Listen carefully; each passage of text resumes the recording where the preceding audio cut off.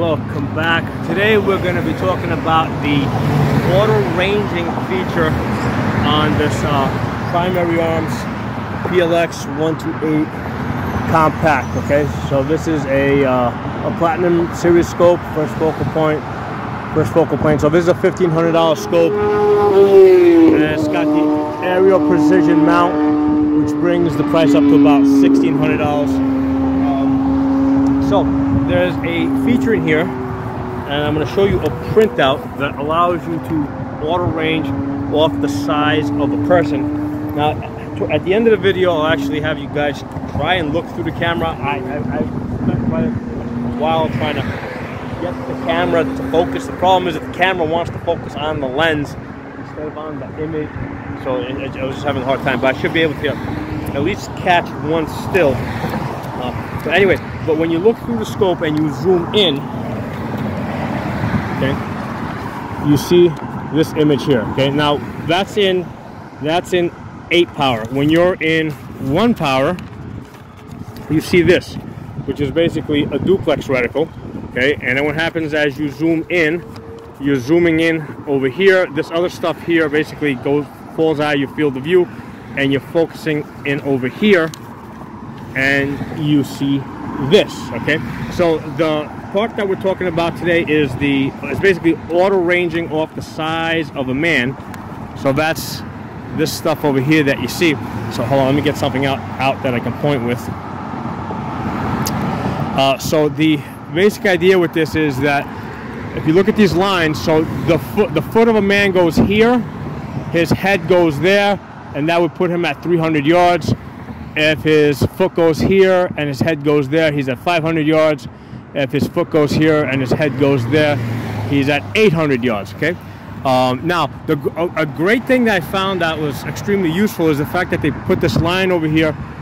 This basically the horizontal stadia line, which allows you to range estimate from the belt up, all right, or from the belt down. So basically, if the belt is over here and his head's up there, he's at 700 yards. If his belt is here and his head is there, you know, he's at 350 yards. So this was especially useful as I was trying to range estimate people like this guy right here that's on the bicycle, right, going further out. Because when he's on the bicycle, you know, well, that guy's really hunched over, but if they're sitting a little bit more upright, you can range estimate somebody that's sitting on a bicycle or that's sitting down. So that's extremely useful. So now one of the things that I found, because I was playing around with this scope yesterday, and here's the thing, you have to take it off the rifle and get out into the real world and actually point this scope at real people and cars and trucks and airplanes and ships.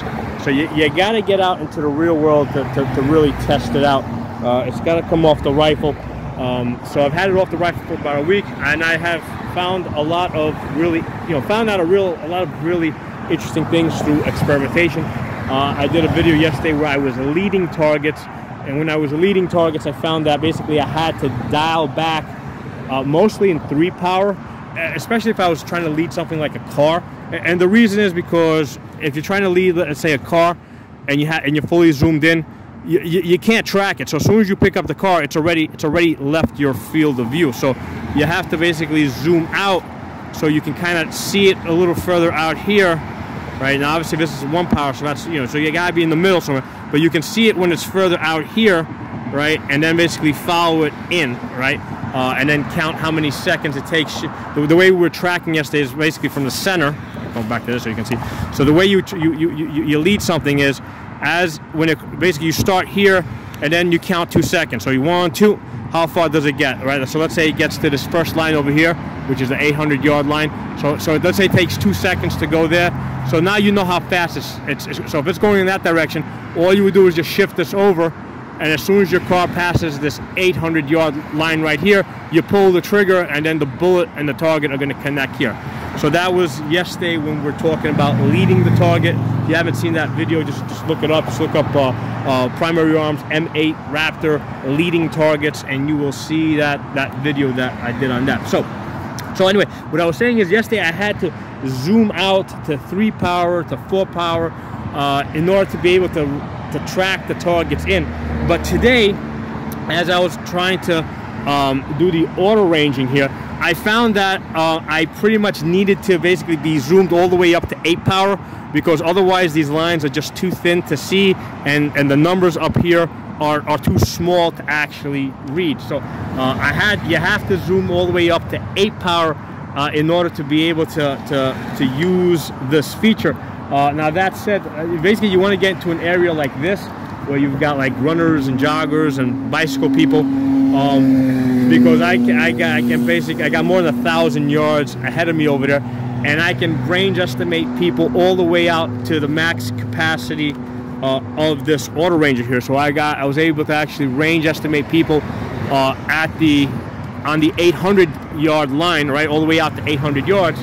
And then what I was also able to do, because there's 2 ways that you can auto range off the size of a man, right? Because you can also match up their width to the little lines that you see over here. Oh, the wind's blowing over here. So if you look at these lines over here, there's these lines over here, right? So basically, if you can match up the width of a man's shoulders to that line, he's at 400 yards. 500 yards, 600 yards, 700 yards, 800 yards, and I was able to basically like size somebody up at 800 yards, both the full man, half the man, and then come over here and also match up the width of his chest on this 800 yard line over here. So this thing, it works. I mean, it works really good. Now, as far as the bullet drop feature, right, because this is a bullet drop compensator that's built in here, I've done another video that basically focuses on how to do that.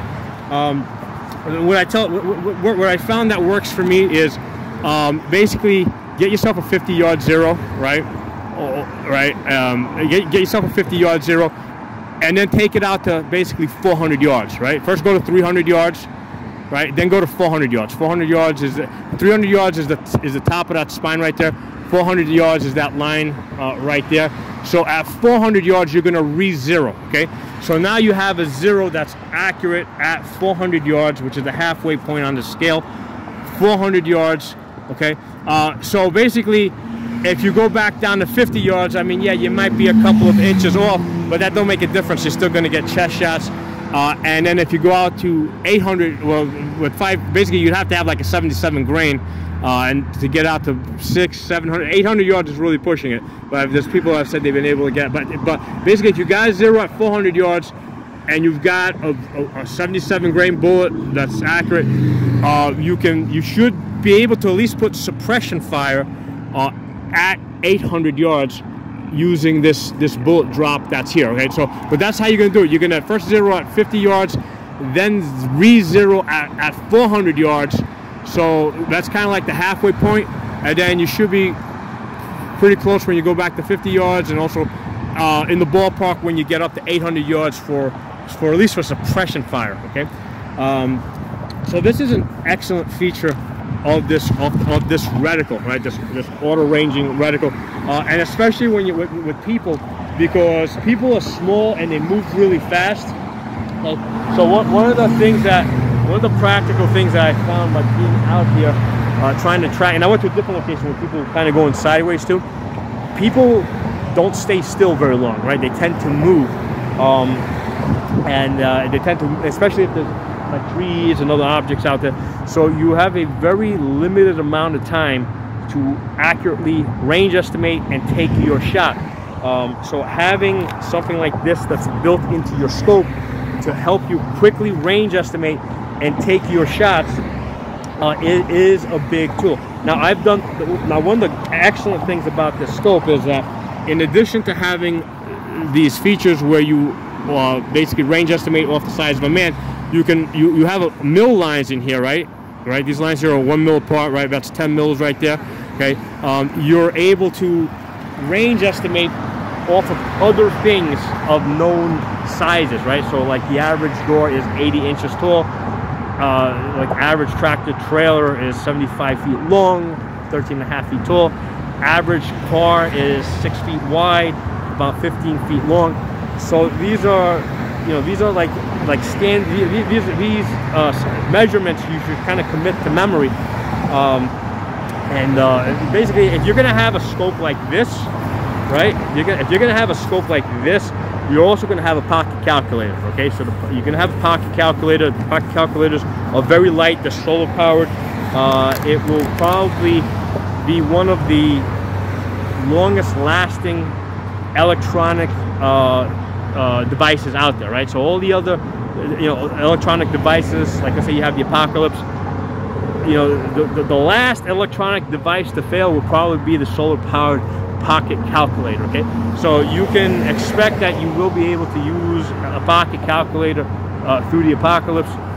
So basically a pocket calculator in conjunction with a mill scope, right, will allow you to accurately range estimate long after your rangefinder has failed, right? Because rangefinders, they basically use up a good deal, not a lot of battery power, but it's going to run out of batteries, right, sooner or later, and it's, or it's going to get dropped, or it's going to get broken. It's an electronic device. It's going to fail. I mean, pocket calculators, I mean, hell, I've seen these things fall out of like two second-story buildings, and they still they're still good, So this is definitely a very useful tool to have.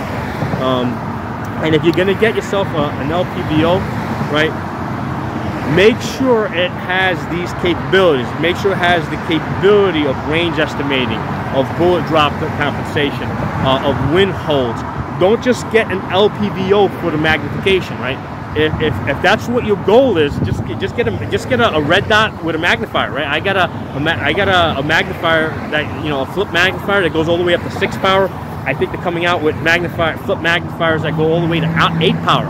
So if all you're looking for is magnification, the benefit of the magnifier is that you can quickly remove it from the rifle, and now you got a much lighter rifle. So at night, when you're not going to be looking at distance, you just take it off the rifle. You got a lighter rifle, and you put it back in the daytime when you think you might be looking at distance.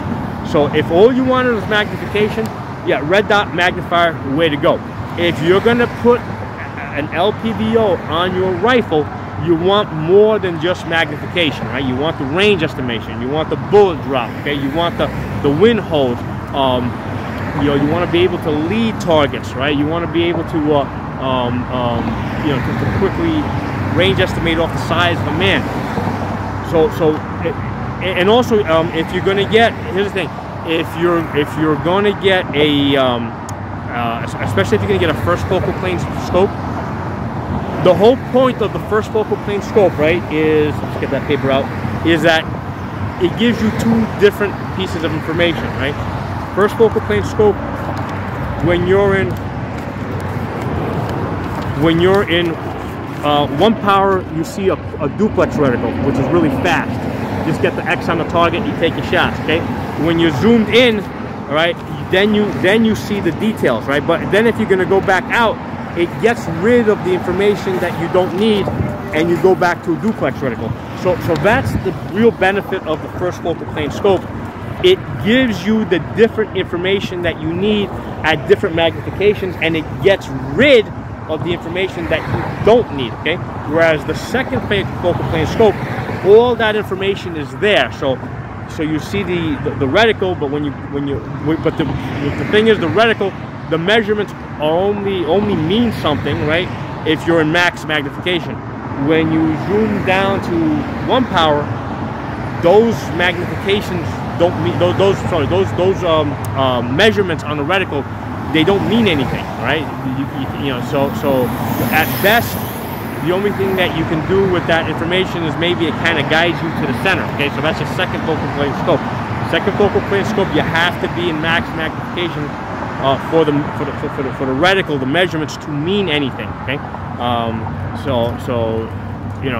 for most people that are not going to take advantage of all these range estimating features, a second focal plane scope is probably a better scope for them because it's cheaper, and it does the job, right? If all they're interested is bullet drop and magnification, yeah, second focal plane scope will do that just fine. But if you want to be able to lead targets and range estimate and those, yeah, now especially for leading targets, that's where I found yesterday that the first focal plane scope was really paying dividends. Because with the first focal plane scope, I was able to zoom back in like the 3 power, lead the targets, but the measurements that I took, that was the same, right? So it was the same when I was in 8 power, 3 power, 1 power. It was all the same.